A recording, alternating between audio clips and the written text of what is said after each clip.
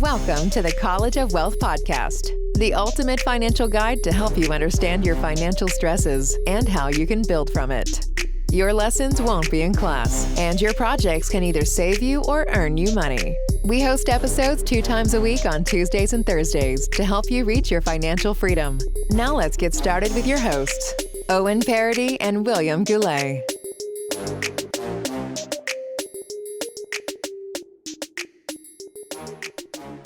5, 4, 3, la banane.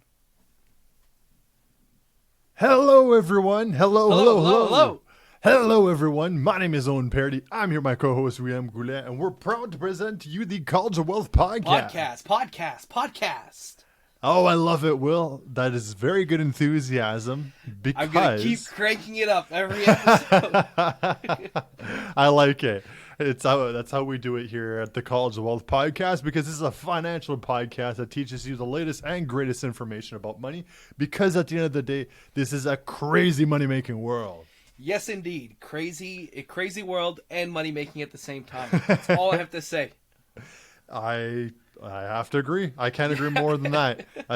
But in regards to money making, because we're talking about money, we do like to go and give a preemptive to everyone that this is for entertainment purposes only. Okay, it's yes. really only meant to go. I have something about that. I didn't have much about the crazy money making world. I think everyone agrees. But for the entertainment purposes, I don't know. I'm kind of thrown off by the entertainment purposes only part. Don't you find it might reduce the value of the information, like how we present our information, how valuable it is? So I think... Okay, how so? Well, because we're saying entertainment purposes only, but it's like, okay, well, what about all this information? Okay. I think let's make it as part of our pitch, because it is good info. You know, it's nice to... It's good info to get everyone's gears turning, as we like to say. So let's make it part of our pitch, something like informational, entertaining, and then now stay with me, okay? Because I'm creating a brand new word. I'm rewriting the whole English lexicon. Okay. Infotainment. What do you think? I like it. I like that.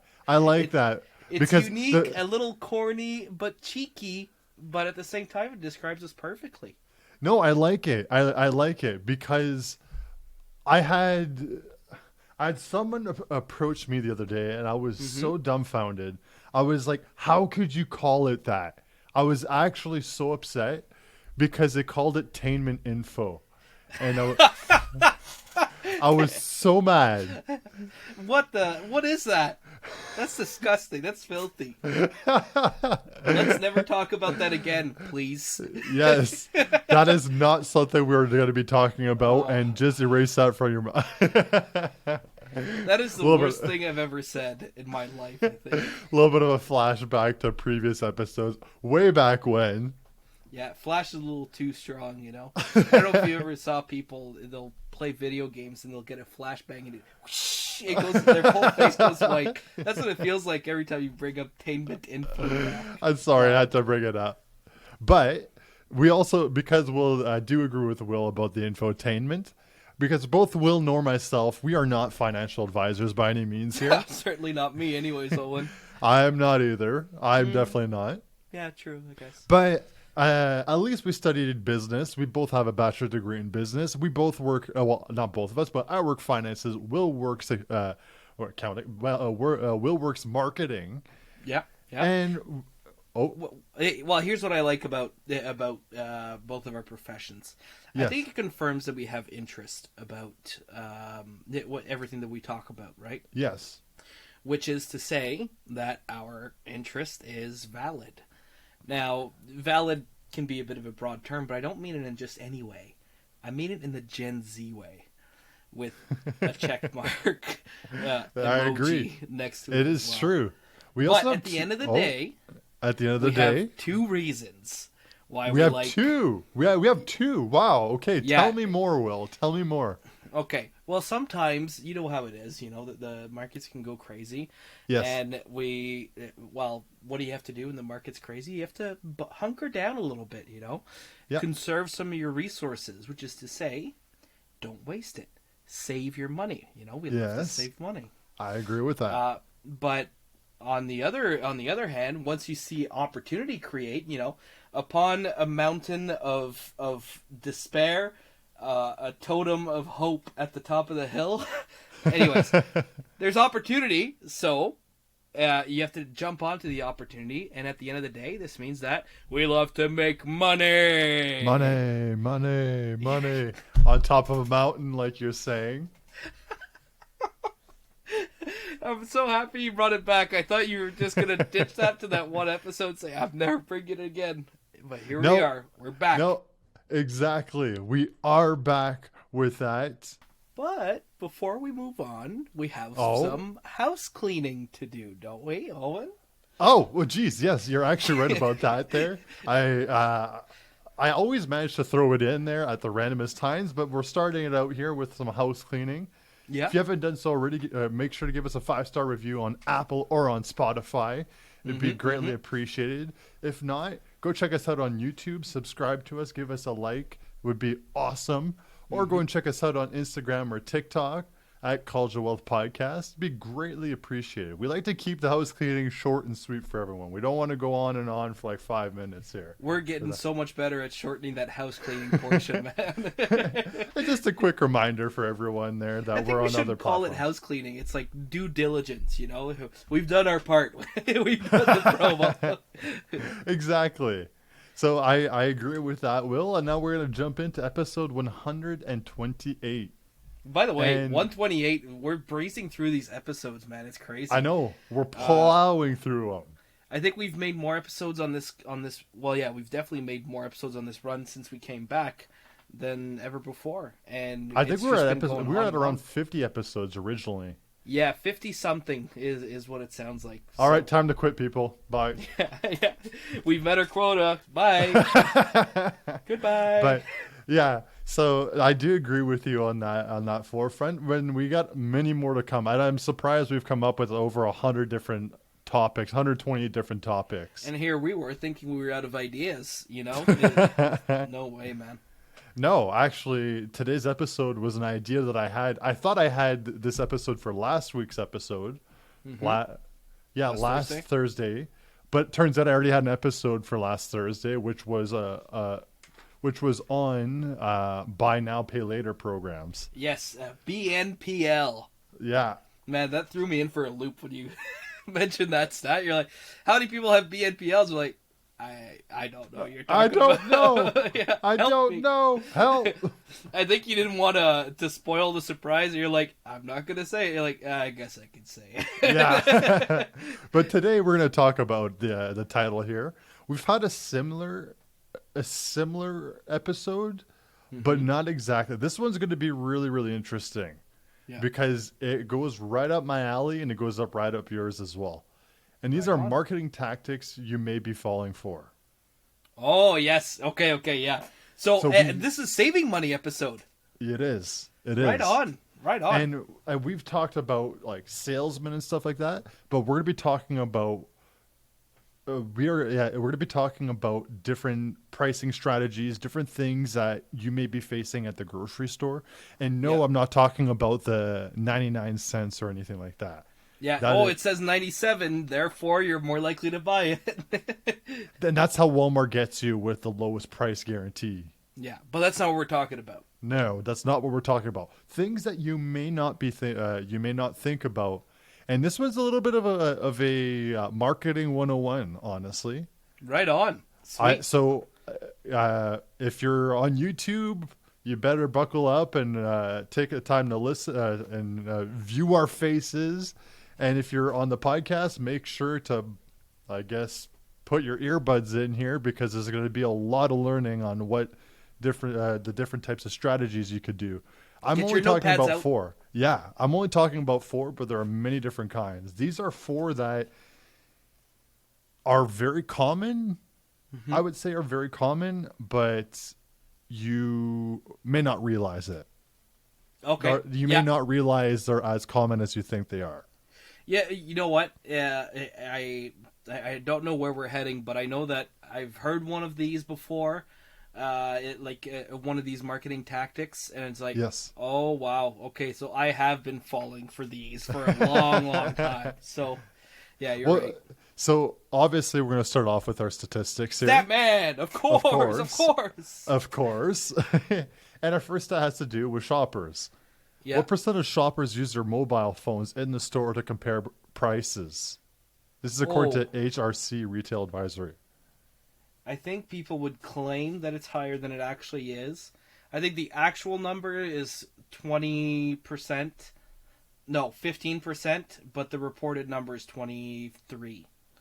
59%. No way. No way people are pulling up their phones in store and saying, "What's the price for this?" I don't buy that. I do, especially when it comes to significant items that you're looking at. Let's say you're buying. I know people do, but man, 59%, that's abnormally high. Now, the next one. This one I don't like, but it's effective in that way. Yeah. How much money will consumers be spending this year because of the influence of calls? Oh, calls. Yeah. Percentage or total numbers? Total number. In the U.S.? Yeah, in the United States. Okay. 10 million. $1 trillion. Oh, sorry. I thought we were talking about a number of people. No, I said dollars. $1 trillion. $1 trillion is going to influence consumers this year. $1 trillion worth. So that is not an out-of-date method then of reaching out to your customer. It ticks me off because I do not like phone calls. Yeah. Now I don't know if text influence as well though. That'd be interesting. Yeah, fair enough. I mean, I just get whenever I get phone calls that I don't recognize, or thankfully now there's even a spam filter. Literally. So if there's a spam filter, I'm like, I don't answer it anymore because half the time it's painful to have to say no. Sorry, I'm hanging up right now. I feel bad. I feel bad. Like these poor people. And you know. I think I've said this beforehand, but I'll reiterate it. I usually, when I have telemarketers or something like that, I remember a lot of them don't know how to speak French, so I'll be there. Oh, bonjour, comment ça va? Parlez-vous français? And they're like, oh, sorry, and then they'll just hang up or something. They'll just hang up right away. And I was there as, oui, c'est Owen Paradis qui parle. Qui est-ce qui appelle? Like, who's calling? Yeah. And then after the lady's like, oh, je m'excuse, Monsieur Paradis. Je veux juste vous appeler à propos de... And she just shot me down speaking French in return. And I was the one hooking up after that. She got me at my own game. You know, I feel bad picking up and having to say that, look, I got to go. I'm not interested, whatever. Yeah. But whenever I say, oh, sorry, I'm not interested, their tone changes. Oh, okay, bye. And I'm like, oh, what happened to Mr. and Mrs. Friendly here? Come on, you know? Yeah. I think the worst ones are, I think it's a frequent thing in Canada where you'll pick up the phone and it'll be like a Chinese or Mandarin voice. And they're just like speaking in a completely foreign language. I have no idea what they're saying. And I'm just hearing this, it's all pre-recorded, obviously, a little music. I'm like, what's going on? Why am I being called and why are they speaking to me in Chinese? I don't understand it at all. I've never heard that one. No? Oh, I've even seen on TikTok people like replaying the video, you know, like making memes out of it. Yeah. Wow. Okay, well, so I'm not going to be looking out for it, but and it's a local number too, so you pick up the local number and you're like, what's going on? Now our third stat here, what percentage of consumers purchase more from retailers that provide personalized shopping experience? So you were talking about talking over the phone and personalization, which is really good. So it ties in really well with this third stat here. That's why I had to bring it in. Okay. What percentage purchase more from personalized shopping experiences? People love personalization. I know I love personalization. I'm going to say 70% purchase more from personalized retailers. 40%. 40? Okay. Maybe I just really like them more. There is influence for Will in that case. Yeah, no doubt. I love it. If I ever get an email that's not personalized, I get so angry at it. I'm like, it's just a generic email. No consideration for my feelings. Delete. Well, now that we're talking about considerations, it moves really well with our last statistic. Yeah. What is the number one selling point or incentive for purchasing an item online for people? Urgency. No. Oh, really? Like, what is the number one incentive? Like, what is the number one factor for people to buy online? I'm still going to say urgency. The special offer is expiring in 5 minutes. Okay. That's a good one. But in You'll reality, have to correct me because I'm not changing my answer. The number one thing is actually free delivery. Oh, yeah, true. That is a nice add-on. So a lot of people, 53% of people said they were more likely to purchase an item or that tipping point if they offered free delivery.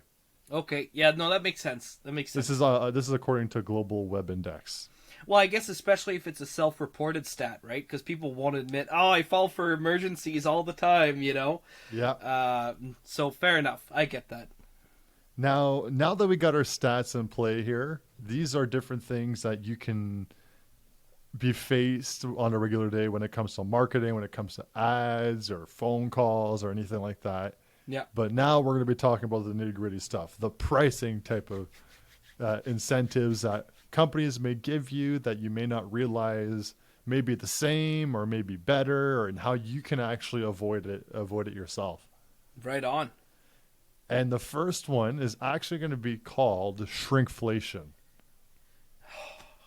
That one has been, especially recently, a pet peeve of mine. It ticks me off. I'm going to say it in a nice PG way. Yeah. It really ticks me off. Mm-hmm. Me too. I don't like it. Can we maybe start with a bit more of a formal definition, just so we know what we're talking about?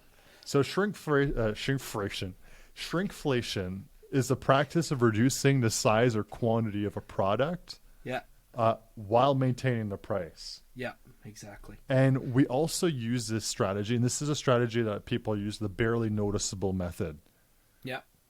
And where basically the company goes and shrinks a product a small amount for you to barely notice, but still offer the same price. So let's say... Sell it at the same price. You buy, 100 grams of cookies for $1.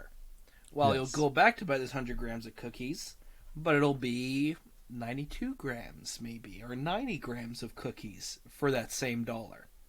Yes. You're still buying the same thing, but you're getting less for your $1. Yes, exactly. And I've seen so many, and this is actually the first thing I'm going to be talking about. Mm-hmm. The UK government actually did a study between 2012 and 2017, and that they found that over 2,500 products shrunk in size and in weight, while only 614 products grew. Oh, so they took a certain basket of goods, a big basket, I guess.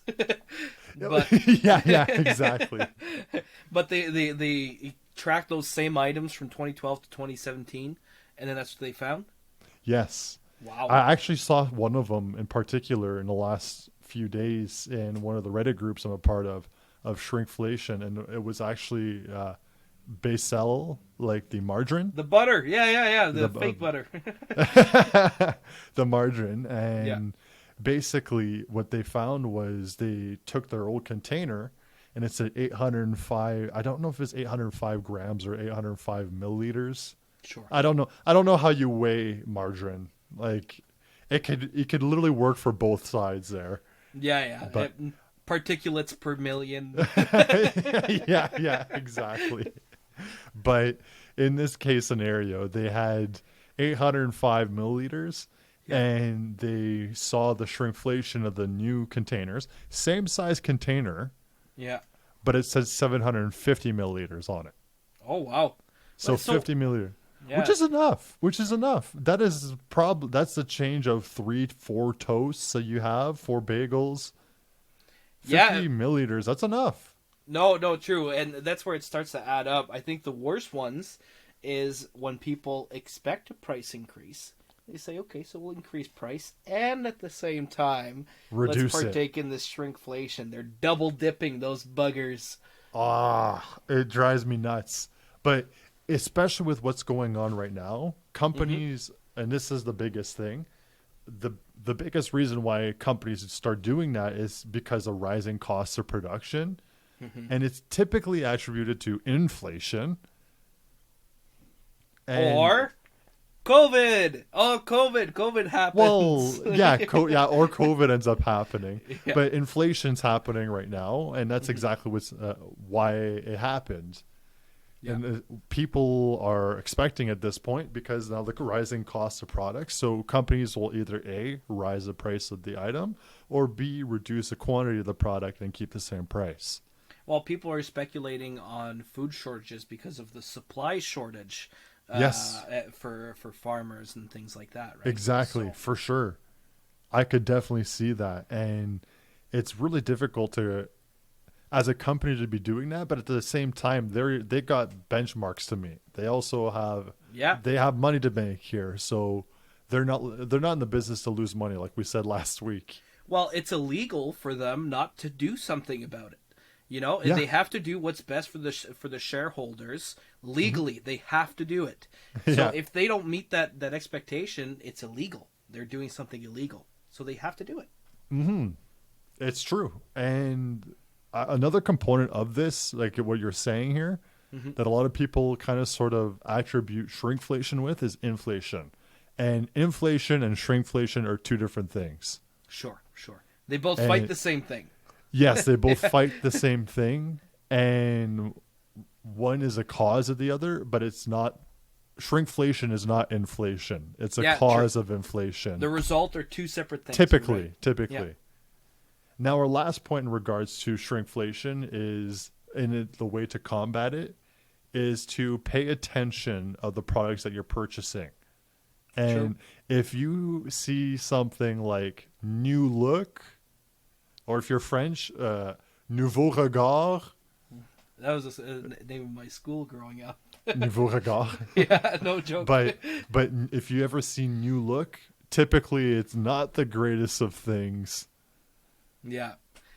For the consumer, it's like, oh, okay, well oh my gosh, the bottle is taller. No, the neck is actually skinnier. You're getting less. Yeah. Well, that's the thing, is new look. It means look here, not down here where it says the actual contents of it. Exactly. And also start comparing the price to the quantity. Yes, and that's a great tip, Owen. You'll see on many of the tags, it'll actually say the price per quantity. And it's there on the price tag. So the information's there. All you have to do is start looking, not at the top line, but the one just under. Yep. A lot of times that'll be a lot more revealing. Exactly. And in these cases, it's not really revealing of the company to show that they're giving you less for the same price. Well, why would they say anything? No, exactly. Yeah. So pay attention to shrinkflation, because it's a lot more apparent during these times of inflation. It shows everywhere. It's just not for the average household doesn't even consider tracking quantities. No. Never mind tracking prices, you know? Yeah. People have an idea in their heads, but rarely do people, all right, well, let's take a notepad and let's jot this down. Yes. No one goes, oh, I'll buy 1,000 grams of flour today. Like the good old days, you know? Yeah. They're like, hey, we'll buy a pack of flour, a pack of this. So you're right. Great point. Well, shrinkflation. You're talking about packs and everything, and it actually ties really well with our second point, or our second segment, I should say. And that is decoy pricing. Okay. I think I've heard of this. Tell me more. So decoy pricing, you've seen this, Will. You actually shared a video to me exactly to what decoy pricing is. Okay, yes. And it's actually the one thing. So when customers are faced with three prices, they tend to be more likely to go with the middle option. Yes, because it's like a price anchor as well, right? Is another one? No, actually. Oh, okay. So it's very interesting because, price anchoring and decoy pricing, I was actually debating on having price anchoring as another segment. Yeah. But I chose to go for something else. But basically, price anchoring is in regards to the price itself. Okay. You're trying to influence to go one way or the other. Decoy pricing, I'd have to go and give it. I'd have to look it up. There is a slight difference. So I'm not. The way that I see price anchoring is they'll have something in place to they'll have a higher echelon, a higher appearing echelon item, to make it seem like a good deal. But decoy pricing is there's actually no tangible result behind it. So no, I actually got the definition of it here. Okay. So price anchoring, price anchoring is that the idea behind anchor pricing is that humans tend to place too much information on the first piece of information received and basing later evaluations information received subsequently on that anchor. Okay. So we're talking about psychology here right now. So it has to do with the first piece of information that they see. So if you want someone to go and see the price first, then you're anchoring the price as that thing. If you're trying to set a size, then that's what you're anchoring on. Versus, so let's say an infomercial. Normally, a knife set like this would go for $500. Yes. But today, we're with this limited time offer. It's whatever, exactly. $60. So there we go. I got the information for us to differentiate between decoy pricing and price anchoring, because decoy pricing is somewhat similar to it in that way. Mm-hmm. But now that we're faced with three options, people tend to go with the middle option. And there was a study done by Stanford University, and this is actually the video you shared with me, but I did the research on this here. Mm-hmm. Stanford University study, there were two options where people had the choice between two cameras. Yeah. A cheaper camera for $170 and a more expensive camera for $240. And it was split between 50-50 between both of them. Which that alone is pretty impressive that it's split between 50-50. So yes, it is pretty interesting, but it shows you that like the type of people who are looking more at the price than the quality, and some people are looking at the quality than the price. Yeah. And then they decide to show a third camera that was for a different price target, which was at over $300. Yeah. I don't remember the price difference of it was, but in retrospect, now that you added this camera, it shouldn't really change the statistics, but it did. Right, you'd imagine there'd be a normal distribution between all of the three cameras, an equal one. And it turns out that 57% of people chose the middle option. Rather than the 33 you'd assume would be there. Otherwise. Yes. 22% of people chose the cheaper option. 57% chose the middle option. And then I guess it would be the leftover chose the upper echelon. 21, I think. No, it'd be closer to like 19%. Okay. 22. Yeah, no, you're right. 21%. 21%. Correct. So, because there was one cheaper and one higher, people always go for the nice little compromise because we're reasonable human beings and go for the middle one. But not really the compromise, but the goal is to make you purchase the middle option. And I actually gave an example to it there. Let's say you buy popcorn, $5 for 500 milliliters, 500 milliliter container, $7 for a 800 milliliter, or $11 for a 1200 milliliter. Yeah, the middle ones is the middle one just sounds a lot better, even though it's like it's outrageous. Oh my gosh, the beer's a bigger container. Well, the middle option just sounds that much more appealing at that point. Yeah, it's true. And that's exactly what businesses want. They want you to try and buy. There's more value. You're not getting the cheapest one, because the cheap one you're getting, that it might be.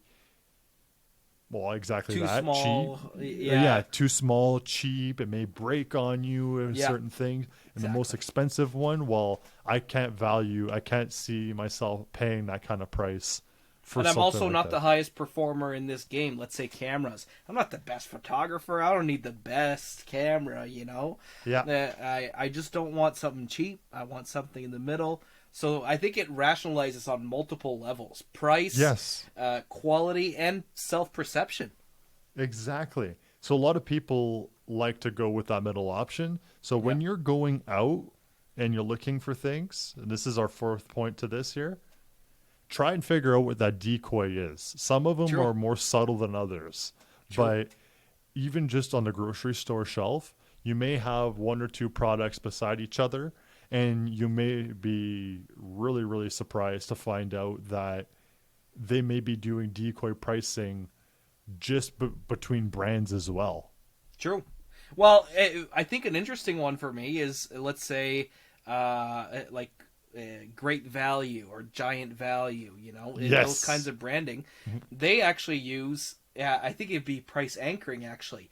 The traditional brand, they use that as a price anchor. We're like, okay, well, let's just close the deal with the exact same product, but, you know, just labeled a little bit differently and a little bit cheaper. Or they'll go for family size. No, you're right. You're totally right. But it's the same product.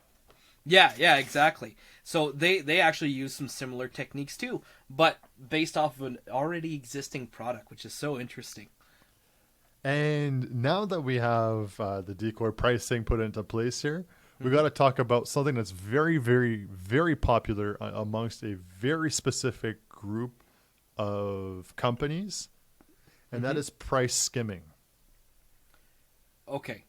All right. Tell me more. Tell me more about price skimming. So this is our third. Make it out.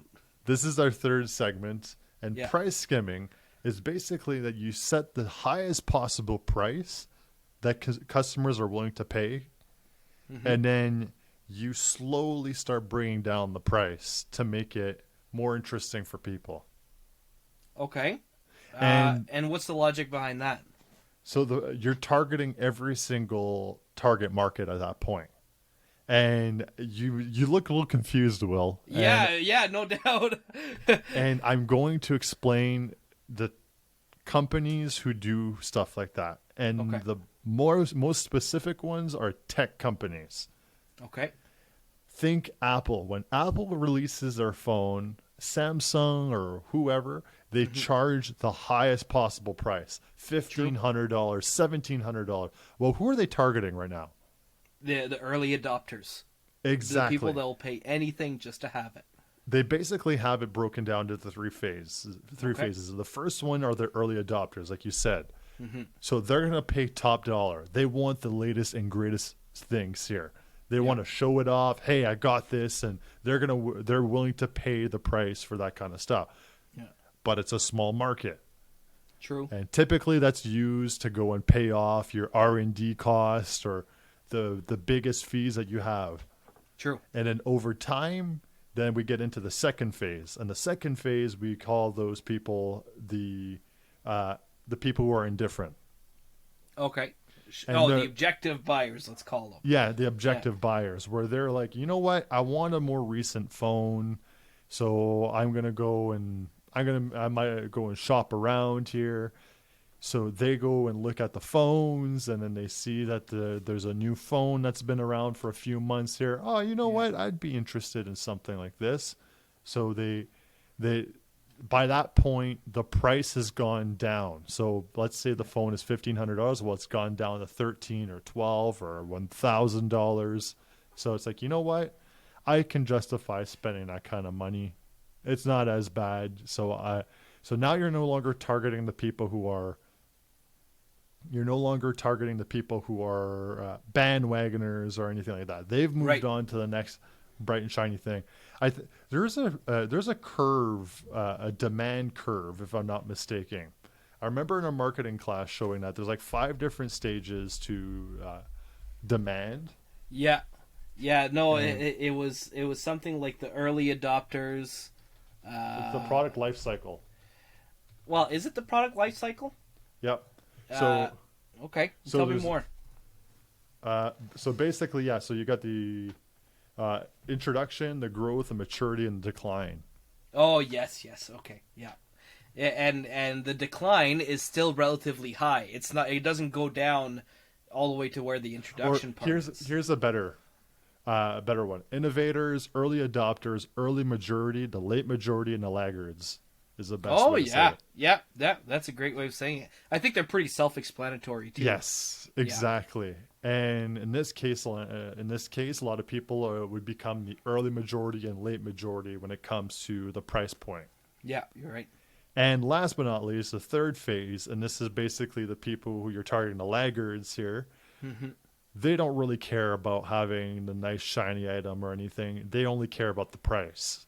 And we know one of those guys who would argue to death about his phone to one of the teachers, saying, "What's wrong with this phone? This phone does everything. It does everything that your phone can do. And if I go 1, 2, the light turns on." Oh, I literally remember he was pitching his phone to the professor about, what was it, Motorola? Yeah, exactly. It was my Motorola phone. Is just as good as the iPhone. And what's wrong? Are you talking about the battery life? Yeah, battery life for this is just fine. I use it all day long. Everyone in the class was looking at him like, "Are you for real?" But that's the extreme rational position, and it's rational. So you can't take that away from him. Not at all. Not at all. And I know he listens to this podcast, so we can't totally diss him on this one. But it's true. He had rationale, and that was his utilitarian use. He sees it as at face value. I'm not going to go and pay $1,500, $2,000 for a phone when it does the same crap for $500 or $300. Exactly. So that's the rational buyer. Exactly. Laggards. We call them. Yes. And the best way, like another way a lot of people will see price skimming is on Black Friday or on those types of days where companies will go and put it up for sale or something like that and slowly drop down the price over time. Yeah, true. They reveal their true hand on Black Friday. That's what I like to think. And the best way to figure out how to point that kind of stuff out is to see the on sale products and how often they're on sale. True. Yeah. Compare it. I've literally seen. I was keeping an eye. I forgot what it was, but it was on sale for $250. I'm like, oh, that's interesting. But I'm like, I don't know. I'm not in a rush for this here. And then I literally saw it. It's going to be on sale for one more week. I can't. And I kind of felt urged, but then literally I'm like, you know what? I don't really need it. Well, then literally a week later, it was on sale again for $185, and I'm like, I'm sold. I'm sold. Yeah. So, I'm saved.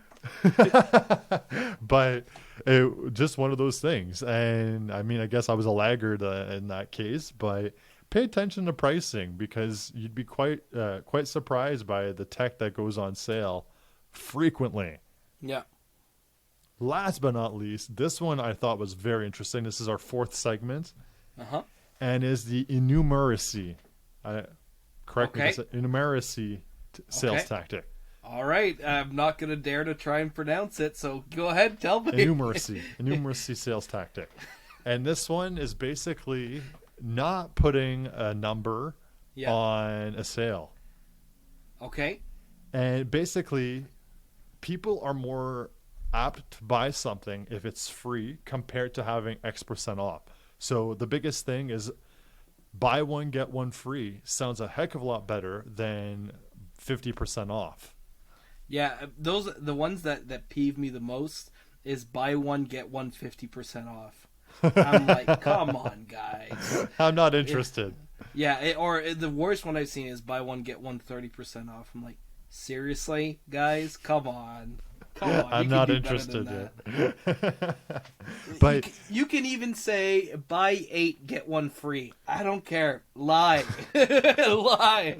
Do false advertising if you must, but do not say buy one, get 30% off. That just hurts. It's worse. I feel like crap here. Yeah, exactly. I'm purposefully not going to buy something. It damages your brand for me. But the goal of buy one, get one free or getting it free is so people don't have to do mental math. And they're basically preying on the fact that you're not going to be able to use everyday math on their sales tactics. Okay. You don't have the time for it. Buy one, get one free. Okay, whatever. I'll buy 2 of them. And it's like, meanwhile, in reality, it's the same as saying 50% off. Yes. You bought 2 of them at 50% off. But on a company side, on the manufacturer's side, you still want to produce more volumes. No matter, even if you come out with the same amount of money, if you sold one more to make 0 profits more, you say, yes, I'll do it.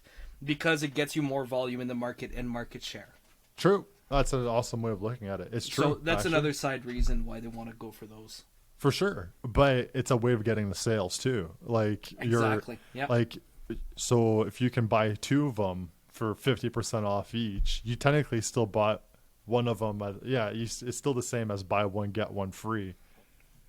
Yeah, but it's the same exact thing, but they get to boast their sales a little bit more. So yes. If there's 10 sold in the market and they're able to capture an extra one with that, they say, we have 20% market share on this product. And that's how they get to boast a little bit more. There was a study done by marketingpower.com that found that most people, I couldn't get the exact stat, so I was a bit sad about that, but the vast majority of people would prefer to get 50% more of a product than 33% off. Which equals to the same thing. Yes, which equals to the exact same thing. Yeah. They said the vast majority of people were more interested in the 50% more than the 33%. And I was like, that's hilarious. But it's true. People are more interested in the bigger number. And it's like, oh, wait. It's true. Well, now 50% more. And it's like, okay, well, it doesn't more product. That's awesome. Yeah. 33% off. Well, that's just a third off. It's like, well, it's the same thing. It's true. Oh man, even myself, I'm like, 50% more sounds a lot better, dude. It does. It really does. But it's the exact same thing, and people really fall for that kind of stuff because it's mental math that they have to do, and they don't have the time to do that when they're at their grocery store. They got 1,001 other products to be looking at too. And I think the company would actually make more money on giving 50% more than giving 33% off, because then they get to leverage their economies of scale a little bit more. Yes, exactly. It's true. And the best way to do this, it's our 4th point to this here, is to learn how to convert numeracy into sales price to compare one to the other. Yes. Sometimes you'll see sales like that all the time. I've gotten to the point, like, I eat so much peanut butter. It is not funny. My girlfriend can attest to this here now that she's been living with me. Yeah. She sees like 3 containers of peanut butter, and I remember because we always buy the Jif peanut butter. Oh, Jif, you're a Jif guy. Interesting. I am a Jif guy. That says a lot about you. No. Kraft. Oh, okay. I was gonna say that's a more classic Canadian answer. Okay, yes. So I bought Jif, and I was there, and I'm like, no, it's got to be Kraft. Yeah. Okay. But anyways, they'd always have a sale on the peanut butter. They almost always have a sale at like $5 for 1 container, or buy 2 for 10. Yeah, that's right. So I was there, I'm like, okay. And then she's there, and she's like, why don't you just get the extra large ones? And I'm like, oh, well, I don't eat that much. And I'm there, and I'm like, on. Yeah. I literally go through 2 of those in maybe around 3 weeks, a month. Yeah. I go through one of them at least. Yeah, I would say one of them every 2 weeks. That's funny. But I put them in my oatmeal all the time. But at the same time, if I bought one large one, it'd be 75% of that, and I'd be paying more. Yeah, and that's how they end up getting me. Well, and that's where, looking at that line, what's the cost per the cost per milliliter? I think it is. Yes. For peanut butter jars. By having that exact cost, you can have something a lot more reliable and know the exact figure that you're paying for. Well, exactly, and I was able to calculate it. It's just cheaper to get it on sale, like a 5 or 2 for $10. Than to get the extra large one. Now, if they weren't on sale anymore, then the extra large one would be the better bang for a buck at that point. You know, that peeves me when buying 2 smaller items is cheaper than buying the 1 large one. I'm like, oh, you guys are crooked in a different kind of way, man. But they're one of many different sales tactics that companies use. There are so many of them. I've literally saw like articles, 12 different sales tactics you can use, 18 different sales tactics that you can use. Whether it be on the phone, whether it be in person, whether it be online, there's so many different ways to be doing it. I saw like the center position to price, have the best deal in the middle, or the best value button, or the instant buy now. There's so many different tactics in marketing. It's amazing. And that's exactly why I wanted to have this episode to cover that. It was a fantastic one. And I know we started by talking a little bit about housekeeping. And I have some housekeeping to do, too, because I didn't know where to insert it. So I'm inserting it here. The quote of the day, Owen. Okay. The quotee of the week is Steve Jobs. And it has nothing to do with this episode, but I'm throwing it in anyway. The quote of the day is from Steve Jobs. He says, "Your time is limited, so don't waste it living someone else's life." I have no idea. You could have we were literally talking about tech. I literally was talking about Samsung, iPhone, Apple. I was talking. How would I put that with someone else's life? How was buying a phone someone else's life? With Steve Jobs. Oh yeah, I guess. I could have tied it up that way. You know what? It's all good. It's all good, but I agree with that statement very much. Yeah, it's a great quote. I just have a hard time tying the exact quote to today's content. For sure. I'll do a better job next time, I promise. It's all good. Great app, honestly, Owen. That was another fun one. I'm glad you liked it. And informational. It is very informational here. So with that being said, everyone, my name is Owen Paradis. I'm here with my co-host, Goulet, and we're proud to present to you the College of Wealth podcast. Peace. 2 fingers, peace. This has been your daily dose of motivation with the College of Wealth podcast. If you enjoyed the show, make sure to leave us a positive review on Apple Podcasts and Spotify. It would be greatly appreciated. Thank you for listening, and until next episode.